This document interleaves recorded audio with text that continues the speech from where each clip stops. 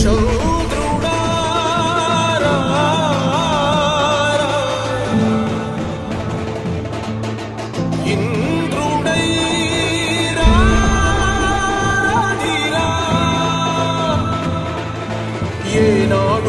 నీ పరిపాలన మాకు వరం నీ వల్లే ఈ రాష్ట్రపు సంక్షేమం సత్యం నిత్యం సఫలం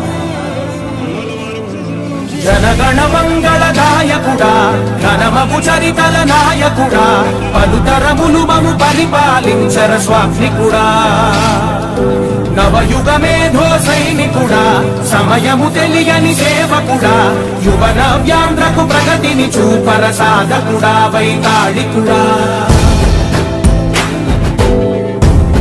చేసుకునేదానికి మనకు అన్ని విధాలా ఉంటాయి. సర్పంచ్ గా గెలిచిన 6 నెలల నుంచి నాకు ఎన్ని ఇబ్బందులు జరుగుతున్నాయి. ఇక్కడ ఏం చేయాలన్నా కూడా ఇబ్బందులు ఉన్నాయి. ఇక్కడ నీళ్లు కూడా మన పంచాయతీ ద్వారానే ఈ మూలవారపల్లికి వచ్చేది. అదే పనిగా మళ్ళీ 8 నుంచి పైప్ లైన్ వేసి ఇక్కడ నీళ్ల సమస్య లేకుండా తీర్చినాము. ఇంకా ఏదైనా కానీ మా పంచాయతీ కాకుండా ఈ మూలవారపల్లిలో ఇక్కడ ఉన్నటువంటి వారందరూ కూడా మా దగ్గర ఏదో పని చేసుకొని మేము వాళ్ళతో అన్యోన్యంగా ప్రతి ఒక్క ఏ సమస్య వచ్చినా కూడా నా చేతనంత నేను మీకు ఉంటానని చెప్పి తెలియజేసుకుంటున్నాను.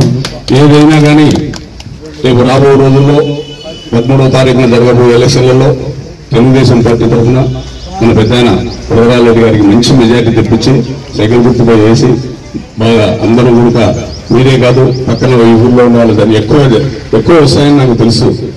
కానీ మేము కూడా ఇక్కడ మీతో మమేకమై ప్రచారణ మీతో కూడా త్వరలో ప్రచారం చేస్తాము. వచ్చి మీ అందరి ఆశీస్సులు తీసుకొని పెద్దాయనకు మంచి మెజార్టీ ఊళ్ళో రావాలని చెప్పి కూడా తెలియజేసుకుంటూ